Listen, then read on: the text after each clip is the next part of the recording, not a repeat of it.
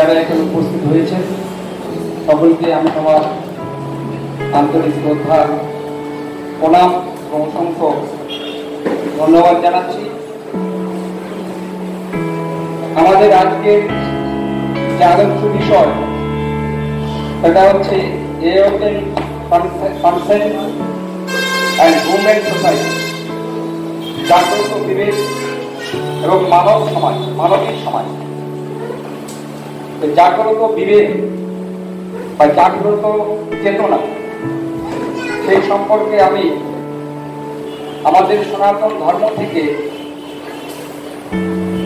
যেটুকু জানতে পেরেছি সেখানে পরিষ্কার বর্ণনা করা হচ্ছে যে একজন মানুষের যে হিন্দু বলে পরিচিত বা মুসলিম বলে পরিচিত, বৌদ্ধ খ্রিস্টান, নানা ভাষা নানা জাত, সে যে জাতের মধ্যেই থাক না কেন, সে যে সম্প্রদায়ের মধ্যেই থাক না কেন, একজন মানুষের চেতনা বিবেক তখনই পবিত্র হবে, তখনই সেটা শুদ্ধ হবে, বিশুদ্ধ হবে, যখন সেই মানুষ তার স্রষ্টা আল্লাহ বা ভগবান বা কৃষ্ণ একজন ব্যক্তি তার নির্দেশ পালন করে। আমাদের সনাতন ধর্মে আমাদের এই শিক্ষা দেওয়া হয় যে we are not Hindu, we are not Muslim, we are not বৌদ্ধ, উই আর নট খ্রিস্টান, we are not American, we are not Indian, we are not our not there body. অর্থাৎ আমরা হিন্দু নই, আমরা মুসলিম নই, আমরা বৌদ্ধ নই, আমরা খ্রিস্টান, আমরা আমেরিকান নই, আমরা ভারতীয় নই, আমরা আমাদের এই শরীর নই। এই শরীর এখানে সৃষ্টি হয়েছে, আমরা আমাদের শরীর নই, আমরা হচ্ছি এই শরীরের ভেতরে বসবাসকারী জীবনী শক্তি, যাকে সংস্কৃতে আত্মা বলা হয়, বাংলায় প্রাণ বলা হয়, ইংরেজিতে বলা হয় লাইফ সোল স্পিরিট। আমরা যদি ভ্রাতৃত্বের বন্ধনে সারা বিশ্বের মানুষকে যদি একটি ছাতার নিচে নিয়ে আসতে চাই, তাহলে প্রথমে আমাদের ভুলে যেতে হবে আমাদের এই সাম্প্রদায়িক মনোভাব। হিন্দু, মুসলিম, বৌদ্ধ, খ্রিস্টান, আমেরিকান, ভারতীয় হচ্ছে, এগুলো হচ্ছে ম্যাটেরিয়াল টাইটেল, জড় উপাধি। একজন মানুষ তখনই এই জড় উপাধি থেকে মুক্ত হতে পারবে যখন সেটা হৃদয় থেকে সে অনুভব করবে যে আমাদের স্রষ্টা একজনই রয়েছে, তিনি আমাদের সৃষ্টি করেছেন, তিনি আমাদের সৃষ্টি স্থিতি প্রলয়ের মূল কারণ। আমাদের সনাতন ধর্মের আইডিয়াল স্পিরিচুয়াল স্ক্রিপচারে 18,000 শ্লোক রয়েছে। একটি শ্লোকে বলা হচ্ছে, সংস্কৃত শ্লোকটি পড়েছিলাম, সেখানে বলা হচ্ছে ওম নমো ভগবতে বাসুদেবায় জন্মাদিস্য যত অন্নাদিত রতিচ অর্থিষু বিজ্ঞসরায় তিনি ব্রহ্মহিতা যাদি কবে বয়ন্তি যৎসুরায় তেজবাড়ি বিদান্যথা বিনিময় যত্র ত্রিসর্গম দিশা ধামনাসেন সদা নিরস্ত কুহুকম সত্যম পরম ধীমন। সনাতন ধর্মের তিনি রচয়িতা, কম্পোজ করছেন, তিনি সৃষ্টিকর্তাকে প্রণাম জানাচ্ছেন। তিনি বলছেন যে আমি আপনার কৃপার পথে আমার সশ্রদ্ধ প্রণতি নিবেদন করি। কেন প্রণতি নিবেদন করেন? যে আপনি হচ্ছেন সর্বদাত্ম, জলে স্থলে অন্তরিক্ষে আকাশে বাতাসে সর্বত্রই আপনি অবস্থান করতে পারেন, আপনি প্রতিটি জীবের হৃদয়ে অবস্থান করতে পারেন। তাই আপনার চরণে আমি প্রণতি নিবেদন করছি। জন্মাদি অশ্ব, আপনি হচ্ছেন এই জগতে সৃষ্টি স্থিতি প্রলয়ের মূল কারণ। আমরা যদি আকাশের দিকে তাকাই, অনন্ত কোটি গ্রহ উপগ্রহ আমরা দেখতে পাই। Thousand and millions of planet are floating in the universe, মহাশূন্যে ভেসে রয়েছে। Scientist are trying their best, বিজ্ঞানীরা চেষ্টা চালাচ্ছে সেই সমস্ত গ্রহে যাওয়ার জন্য, but they are trial is repeatedly fasted, কিন্তু তাদের সেই প্রচেষ্টা বারংবার ব্যর্থ। বিজ্ঞানীরা পৃথিবীর প্রতি বর্গ সেন্টিমিটার মাটি আবিষ্কার করে শেষ করে ফেলার চেষ্টা করেছেন, কিন্তু আমাদের জ্ঞান এই ভূমণ্ডলের মধ্যে আবদ্ধ। আমাদের জীবনের অভিযান আমাদের কোথায় নিয়ে যাবে তা আমাদের জানা নেই। তাই আমাদের সনাতন ধর্মের যে মূল যিনি ডাইরেক্টর ভগবান, যাকে আল্লাহ বলেন, কেউ কৃষ্ণ বলে থাকেন, কেউ জিহ্বা বলেন, এক একজন এক এক নামে ভগবানকে অঙ্কিত করেন, সংগীত করেন। তিনি বলছেন, তিনি পরিষ্কার ভাষায় বলে দিচ্ছেন, হে মানব, এই জগতের সবকিছু আমি তোমাদের জন্য সৃষ্টি করেছি, আর তোমাদের আত্মাকে আমি এই দুর্লভ মানব দেহ দান করেছি আমার নির্দেশ পালন করার জন্য। কিন্তু আমরা এই দুর্লভ মানব দেহ পেয়েছি, পশু বা কোন জীবজন্তুর শরীর আমরা পাইনি। এই দুর্লভ মানব দেহ পেয়ে আমরা ভগবানের আদেশগুলোকে কিভাবে লঙ্ঘন করা যাবে, আর সেটাই আমরা করছি। ভগবানের আদেশ লঙ্ঘন করে আমরা অপরাধমুক্ত পরিবার, অপরাধমুক্ত সমাজ, অপরাধমুক্ত দেশ গড়ে তুলতে পারবো না। অপরাধমুক্ত পরিবার, অপরাধমুক্ত সমাজ, অপরাধমুক্ত দেশ যদি গড়ে তুলতে হয়, তাহলে আমাদের গৃহের পিতা মাতা, স্কুলের শিক্ষক শিক্ষিকা, দেশের নেতা নেত্রীদের চেতনাকে আগে পরিশুদ্ধ করতে হবে। আনটিল এন্ড আনলেস তাদের চেতনা যতক্ষণ পর্যন্ত পরিশুদ্ধ না হচ্ছে, গৃহের পিতা মাতা তাকে ধার্মিক হতে হবে, স্কুলের শিক্ষক শিক্ষিকাকে ধার্মিক হতে হবে, দেশের নেতা নেত্রীকে ধার্মিক হতে হবে। তবেই আমরা অপরাধমুক্ত পরিবার, সমাজ, দেশ গড়ে তুলতে পারি। আর সেটা করার জন্য আমাদের চেতনাকে জাগ্রত করতে হবে। আর চেতনা জাগ্রত তখনই হবে যখন আমাদের চেতনা পরিশুদ্ধ হবে। সনাতন ধর্মে চেতনার ভিত্তিতে আমাদের পৃথিবীতে 5 রকমের মানুষের কথা বলা হয়, জীবজন্তুর কথা বলা হয়। চেতনার ভিত্তিতে আচ্ছাদিত চেতনার জীব, পাহাড় পর্বত নদী নালা এগুলোকে জীব বলে শাস্ত্রে বর্ণনা করা হয়েছে, বৈদিক শাস্ত্রে। আচ্ছাদিত চেতনা, তাদের চেতনা আচ্ছাদিত হয়ে আছে। পাহাড় পর্বত গাছপালা কেটে টুকরো টুকরো করলেও এরা সাড়া দিতে পারে। যদি তারা শুকিয়ে মরে যায়, কিন্তু জল চাইতে পারে না একটা গাছ, বৃক্ষ। আচ্ছাদিত চেতনার জীব। আর সংকুচিত চেতনা, জলের মধ্যে রয়েছে দেখুন কৃমিকীট, মাছ, একটা বড় মাছ আর একটা ছোট মাছকে গ্রাস করে নিচ্ছে, এদের চেতনা সংকুচিত। একটা মাছ তার নিজের বাচ্চাটাকে খেয়ে ফেলছে, বুঝতে পারছে। সংকুচিত চেতনার জীব। মুকুলিত চেতনা, মুকুলিত চেতনা আপনার আমার, আমাদের মুকুলিত চেতনা। আমরা আমাদের চেতনাকে আমাদের পরিবারের মধ্যে আবদ্ধ করেছি। আমরা আমাদের স্ত্রী পুত্র ছেলে মেয়েদের নিয়ে আমরা সংসারে সুখী হতে চাই। We are trying our best to be happy. সুখী হওয়ার জন্য আমরা যথাসাধ্য চেষ্টাও চালিয়ে যাচ্ছি। Not our attempt two be happy is repeatedly ফাস্টেড।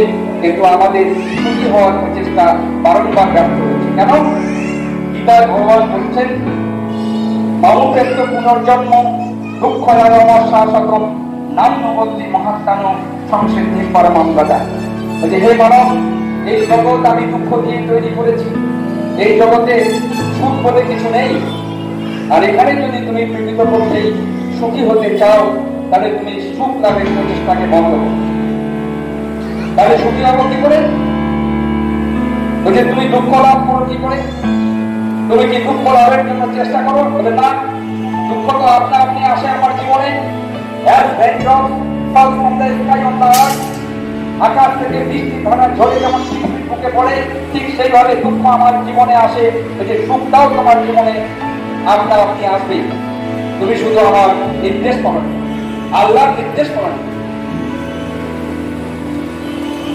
Abdul Rahman সাহেব আমার আগে বক্তব্য রাখলেন। তিনি ন্যায় অন্যায় বা পূর্ণ খুব সুন্দরভাবে বর্ণনা করেন। ওনার সঙ্গে আমি একমত। এটা আমাদের প্রয়োজন। আমরা জানি না পাপ কাকে বলে, পুণ্য কাকে বলে, হোয়াট ইজ ন্যায় আর হোয়াট ইজ মানে wrong and what is right. Out of consciousness, এটা আমাদের চেতনার বাইরে। কেন? কারণ হচ্ছে আমাদের চেতনা পরিশুদ্ধ হয়ে পড়ে। এই চেতনাকে পরিশুদ্ধ করার উপায় কি? আমরা যদি যদি মানুষের হৃদয়কে জাগরিত করতে চাই, হৃদয় কিভাবে জাগরিত হবে? হৃদয় তো আমাদের কলুষিত হয়ে গেছে। We are trying our best to enjoy our material senses and organs, material body. প্রতিটা ব্যক্তি তার শরীরের ইন্দ্রিয় এবং দেহকে কিভাবে আমরা ভোগ করব, সেই চেতনায় আমাদের চেতনা কলুষিত হয়ে পড়ে। ভোগের চেতনা, ভোগের রাজ্য। আর ভোগে বাধা দিলেই, তিনি আমার আগে বক্তব্য রাখলেন, হিংসা। ভোগে বাধা দিলেই হিংসার জন্ম হচ্ছে, ক্রোধের সৃষ্টি হচ্ছে। আর সেই ক্রোধের বহিঃপ্রকাশ আমরা দেখতে পাচ্ছি আমাদের সমাজে। কিভাবে নিরীহ মানুষেরা, কিভাবে সাধারণ মানুষেরা আক্রান্ত হচ্ছে। হ্যাঁ, এইগুলো হচ্ছে কেন? এগুলো হচ্ছে আমাদের যে জাগ্রত চেতনা, যেটা আজকে আমাদের সেমিনারের মূল বিষয়বস্তু, সেই জাগ্রত চেতনা মানুষের নেই। সেই চেতনাটাই কলুষিত হয়ে পড়েছে। এই চেতনাকে কলুষিত করতে হলে একটা ফিল্টারের প্রয়োজন। আকাশ থেকে বৃষ্টির জল ঝরে মাটি স্পর্শ করার আগে পর্যন্ত সেই জল পবিত্র থাকে না। বৃষ্টির জল আকাশ থেকে মাটি স্পর্শ করার আগে পর্যন্ত জলটা ভালো থাকে কিনা? থাকে। কিন্তু যখনই মাটি স্পর্শ করে তখনই জল কলুষিত হয়ে ঘোলাটে হয়ে যায় মাটিতে আসার থেকে। আর সেই ঘোলা জল যদি আপনি আমি 50,000 টাকা ফিল্টারে নিক্ষেপ করি, তাহলে আবার আমরা সেখান থেকে ফিল্টারিং করে পরিশুদ্ধ জল বের করতে পারি, পানীয় জল, এবং সেটা আমরা পান করতে পারি। পৃথিবীর ঘোলা জল পরিষ্কার করার জন্য আমরা 50,000 টাকা দামের ফিল্টার ব্যবহার করি। হৃদয়ের ঘোলা পরিষ্কার করার জন্য কোন ফিল্টার, তার দাম কত? This is my question to everyone. হিন্দু, মুসলিম, বৌদ্ধ, খ্রিস্টান বলে আমরা যারা দাবি করছি আমি হিন্দু, আমি মুসলিম, আমি বৌদ্ধ, আমি খ্রিস্টান, কিন্তু আমাদের সনাতন ধর্ম হচ্ছে no, you are not Hindu, হিন্দু নাও, ইউ আর নট মুসলিম, তুমি মুসলিম নাও, ইউ আর নট বৌদ্ধ, ইউ আর নট খ্রিস্টান নাও, তুমি তোমার এই শরীরটাও, you are not your material body, you are the eternal soul, তুমি হচ্ছে আত্মা, এই শরীরে তুমি বসবাস করছো। হিন্দু, মুসলিম, বৌদ্ধ, খ্রিস্টানের চেতনা থেকে বেরিয়ে এসে আমাদের চেতনাকে জাগ্রত করে যদি আত্মাকে আমরা ফিক্স করতে পারি, আমি আত্মা, শরীর টিকে থাকে না, আত্মার মৃত্যু, জীবনী শক্তির মৃত্যু নেই। শরীর থেকে এই জীবনী শক্তি বেরিয়ে গিয়ে তার কি হয়? প্রশ্ন করবেন না? ISc, BSc, IISc, ICom, BSc, BCom, MSc, MCom complete করে আমরা লেকচার দিচ্ছি, রাজনীতিবিদ হয়েছি, ডাক্তার, মাস্টার, ব্যারিস্টার হয়েছি, পুলিশ অফিসার হয়েছি। We are trying our best to make it establish our peace and liberty. আমরা এগুলো প্রতিষ্ঠা করার চেষ্টা করছি, শান্তি এবং উদারতা। কিন্তু কোথায় হচ্ছে? আমি তো 26 ইয়ার্স আমি এই পুলিশ ডিপার্টমেন্টে সার্ভিস করলাম, in the post of sub inspector of West Bengal police. আমাদের ফার্স্ট এন্ড ফরমোস্ট ডিউটি ছিল detection and prevention of crime, অপরাধ দমন এবং অপরাধ নিবারণ করা। সিআরপিসি, আইপিএসটা আমাদের পরীক্ষা দিতে হতো। কিন্তু during the period of 26 years আমি আমার অভিজ্ঞতা বলছি, পুলিশের আইন করে, আইপিসি, সিআরপিসি করে আমরা কোনো অপরাধ দমন করতে পারি। আমরা একটি ব্যক্তিরও মদ খাওয়া বন্ধ করতে পারিনি। যে মদ খাওয়াকে আমাদের সনাতন ধর্মে অপরাধ বলা হয়েছে, পাপ বলা হয়েছে, মুসলিম ধর্ম সেটাকে হারাম বলা হয়েছে। মদ খেয়ে কেউ মসজিদে ঢুকতে পারবে না, পেঁয়াজ রসুন খেয়ে, উগ্র জাতীয় খাদ্য খেয়ে মসজিদে ঢুকতে পারবে না। কোরআনও পড়েছি আমি যে তোমাদের দেওয়া রক্ত মাংস আল্লাহর কাছে পৌঁছায় না। আল্লাহর ইচ্ছাতে এই আকাশ বাতাস মেঘ তৈরি হয়েছে, মেঘ থেকে বৃষ্টিপাত হয়, এই বৃষ্টিপাতের ফলে বৃক্ষ, গাছপালা জন্মায়, শস্য দানা হয়, যা আমাদের সকলের খাদ্য। মুসলিম ধর্মের সঙ্গে আমাদের এখানেও বলছে গীতাতে, পত্রং পুষ্পং ফলং তয়ং চোমে ভক্তা প্রজস্বতি, পাতা, পুষ্প, ফল, জল, শস্য দানা, যা সকলের খাদ্য। কিন্তু আমরা উৎপত্ত যেমন আমরা রক্ত পিপাসী হয়ে গেছি। যে মানুষ রক্ত পান করবে তার চেতনা এটা কি করে পবিত্র হবে? আমি হিন্দু পরিবারে জন্মগ্রহণ করেছি, but I am not thinking I am Hindu. Hindu পরিবারে জন্মগ্রহণ করলেও আমি মনে করি না আমি হিন্দু, আমি বৌদ্ধ, খ্রিস্টানও মনে করি না। আমি মনে করি আমি আমার এই শরীরটাও নেই, আমি আত্মা। তাই আত্মা যদি হয়ে থাকে, আত্মার উৎস কি? What is the source of this soul? আমাদের গীতায় ভগবান বলছেন, I am the source of everything, আমি হচ্ছে এই জগতের সবকিছুর উৎস। এন্ড দিস ইউনিভার্স, এই মহাজগৎ ইজ এ কস্টিং মেশিন, এটা হচ্ছে একটা মহাজগৎ যন্ত্র, design and manufacture by me, যার স্রষ্টা এবং রূপকার আমি। মাতৃজঠরে আপনি, এখন যে পোশাকে বা যে ভঙ্গিমা নিয়ে আপনি বসে রয়েছে, এইভাবে আপনি মাতৃজঠরে প্রবেশ করেন। আর আমি যে ভঙ্গিমা এখানে দাঁড়িয়ে লেকচার দিচ্ছি, আমিও মাতৃজঠরে এইভাবে প্রবেশ করি। আমাদের সনাতন বিজ্ঞানে বলা হচ্ছে thousand and millions of souls are floating in the universe. বায়ুমণ্ডলে অনন্ত কোটি আত্মা ভেসে রয়েছে। সেই আত্মা পিতার শুক্রকীটকে আশ্রয় করে মাতৃজঠরে প্রবেশ করে। 10 মাস 10 দিন ধরে আপনার আমার এই শরীর মাতৃজঠরে তৈরি হয়েছে। মাতৃজঠরে এই শরীর যখন তৈরি হয়, কিভাবে আপনার শরীর তৈরি হয়েছে আপনি জানেন? আমি তো জানি। যে মা গর্ভে ধারণ করেছিল সেই মা কি জানে তার সন্তানের মাথা, চোখ, কান, হৃৎপিণ্ড, কিডনি কিভাবে তৈরি হয়েছে? মা বলছে, বাবা আমি শুধু তোকে গর্ভে ধারণ করেছি, আর কিছু জানি। তাহলে কি মাতৃজঠরে কোনো এমআরসিএস সার্জন ছিলেন? ডাক্তার তিনিও ছিলেন। কিভাবে আমাদের এই শরীর তৈরি হলো? কে তৈরি করলো? প্রশ্ন করবেন না? একটা পাঠার গলায় দড়ি বেঁধে পাঠাকে কসাইখানায় নিয়ে যাওয়া হয়। পাঠা তখন প্রশ্ন করে না আমাকে কোথায় নিয়ে যাচ্ছে, কেন নিয়ে যাচ্ছে। পাঠায় ঘরে নেমে আসে, না হলে অস্ত্রে আঘাত। তার জীবনটা মুহূর্তের মধ্যেই সেই দেহ থেকে বেরিয়ে, তার জীবনী শক্তি দেহ থেকে বেরিয়ে গিয়ে তার কি হয়?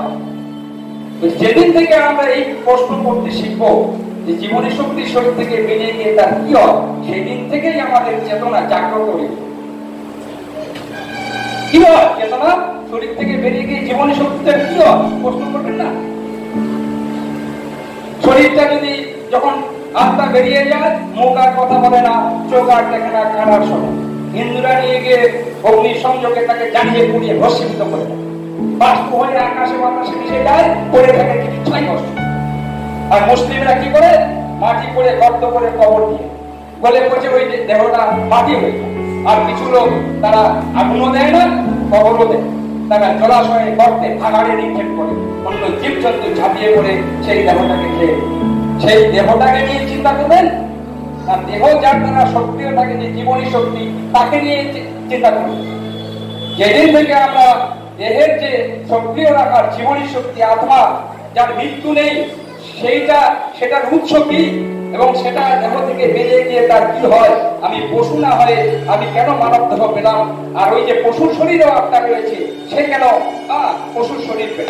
What is the reason?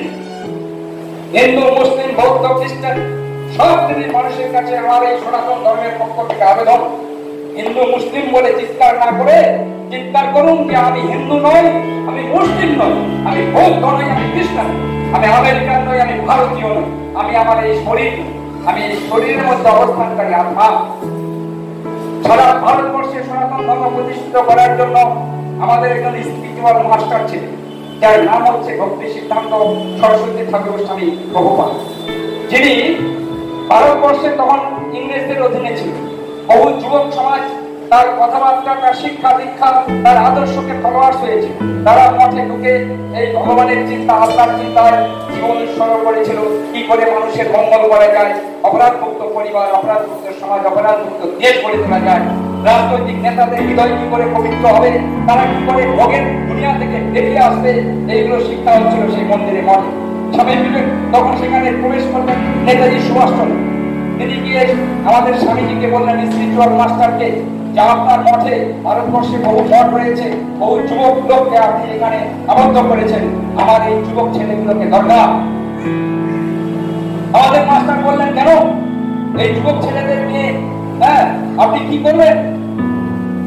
বলছে, ভারত এখন ইংরেজদের অধীনে রয়েছে, এই ভারতবর্ষকে ইংরেজ মুক্ত করবে, তাই যুবক ছেলেদের নিয়ে একটা বাহিনী তৈরি। আমাদের স্বামীজিও হতবাক হয়ে গেছে, যেভাবে দেশ স্বাধীন হবে, কিন্তু এটা প্রকৃত স্বাধীনতা হবে। তাই তিনি তাকে জিজ্ঞেস করলেন যে, তুমি কি নেতাজি সুভাষ, তুমি গীতা পড়েছ? হ্যাঁ, আমি গীতা পড়েছি। গীতার পুনর্জন্মের বিজ্ঞান ব্যাখ্যা করা যায় যে আমাদের আত্মা বেরিয়ে গিয়ে আবার একটি দেহ লাভ, সেটা কি তুমি বিশ্বাস করো? হ্যাঁ, এটা তো বিশ্বাস করি, পুনর্জন্ম তো হয়। অনেক জাতিস্বরের রেকর্ডও রয়েছে, আমাদের প্রমাণ রয়েছে। তখন স্বামীজি বললেন, তোমার যদি এই ভারতবর্ষের মাটিতে এবার মৃত্যু হওয়ার পরে তোমার আত্মা যদি লন্ডনে গিয়ে ইংরেজদের দেহ ধারণ করে, পুনর্জন্ম যদি তোমার সেখানে হয়, তাহলে এবার তুমি কার হয়ে ফাইট করবে? আবার কি ভারতের হয়ে ফাইট করবে তুমি? নাইবার ইংরেজদের হয়ে ফাইট করে। নেতাজি সুভাষ বলছে অতটা তো ভেবে দেখিনি। আরে তুমি কি করবে, আমার যুবক ছেলেগুলোকে নেবে? বলছে না, যুবক ছেলে নেব না, তবে আপনি আমাকে আশীর্বাদ করুন, এবার যে আন্দোলন তৈরি করেছি আজাদ হিন্দ ফৌজ, তাদেরকে নিয়ে যেন ভারতবর্ষের মানুষকে ইংরেজের ক্লাস থেকে যেন মুক্ত করতে। তথা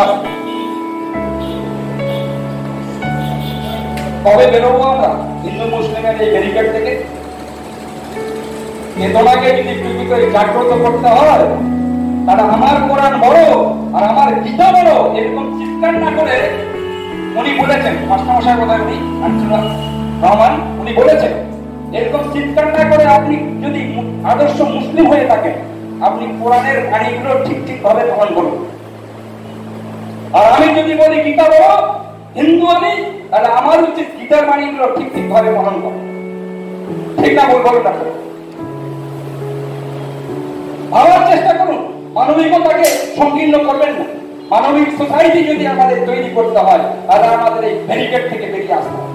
আমি সেদিন ট্রেনে জার্নি করছিলাম, আর দুইজন মুসলিম ছেলে ইয়াং ফিগার, তার মা অসুস্থ, কলকাতা থেকে ফিরছে।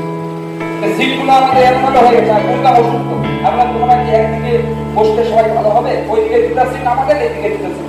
বলছে না, আমাদের একদিকে বসতে ভালো। তা আমি সিট ছেড়ে দিলাম যে তোমাদের মাকে শুয়ে দাও, এখানে বসো, আর আমি এইদিকে আমার ফ্যামিলি নিয়ে বসি। কথাবার্তা করতে আপনি কি করেন? আমি পুলিশের সাব ইন্সপেক্টর।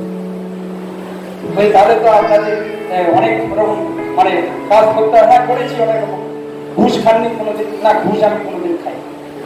এইভাবে গল্প গল্প হতেই ওরা একটু চা নিয়ে এলো, আমাকে চা দিচ্ছি। ভাই কোথায় চা খাও? আমি চা খাই। কিছুক্ষণ পরে ঝালমুড়ি উঠেছে, পেঁয়াজ পেঁয়াজ দাও, সেই ঝালমুড়ি কিনে আমাকে দিচ্ছে। ভাই আমি ঝালমুড়িও খাই। তারপরে বললাম এরপরে সিঙ্গাড়া বলে, সিঙ্গাড়া দেবে। আমি বললাম দেখো ভাই, চা, কফি, বিড়ি, সিগারেট, মাছ, মাংস, ডিম, পেঁয়াজ, রসুন, মদ, গাঁজা, ভাঙ, খৈনি, লোকটা, চুন, বন্ডি, গুটকা, এই সমস্ত খাদ্য আমি খাই না, আমার পরিবারের কেউ খায়। Being a sub inspector of police, I try my best to establish this point. তারা শিক্ষিত ছেলে, চাকরি করে কলকাতা, বুঝলো। আর ওরা মাস পেয়েছিল, অসুস্থ অবস্থায় উঠে বলছে বাবা, তাহলে আপনারা কোন জাত? সব জানে তো চা করে আপনারা খান না, তাহলে আপনারা কোন জাত? আমি বললাম মাতা, আমাদের কোন জাত নেই। We are not Hindu, we are not Muslim. আমরা ভগবানের সন্তান, আমরা আমাদের শরীর নেই, আমরা আত্মা।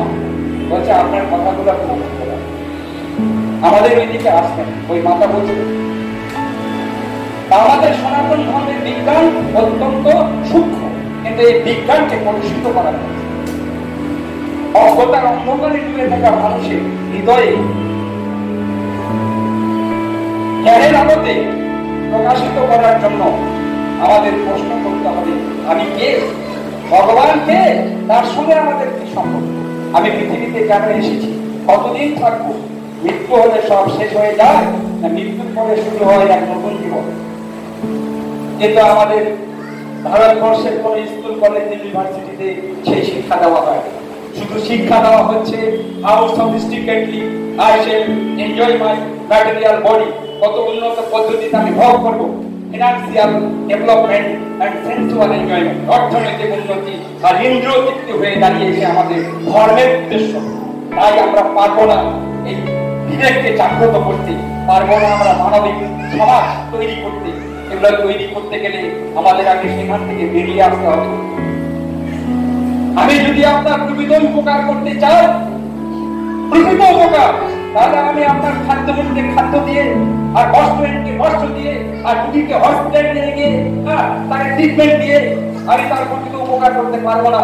প্রকৃত উপকার আমি সেই দিনই করতে পারবো যেদিন তাকে আমি তার হৃদয়কে অপরাধ মুক্ত করে, অজ্ঞতার অন্ধকার থেকে টেনে বের করে, হিন্দু মুসলিমের গণ্ডি পেরিয়ে এই জড় মহাকাশের ব্যক্তি ছাড়িয়ে একদম অপ্রাকৃত মহাজগতে অনন্ত কোটি গ্রহ উপগ্রহ রয়েছে, যেখানে সূর্য নেই, চন্দ্র নেই, অন্ধকার নেই, আগুন নেই, there is no fire and electricity, when we shall be able to return there, সেই দিন আমাদের উদ্দেশ্য পূরণ হবে।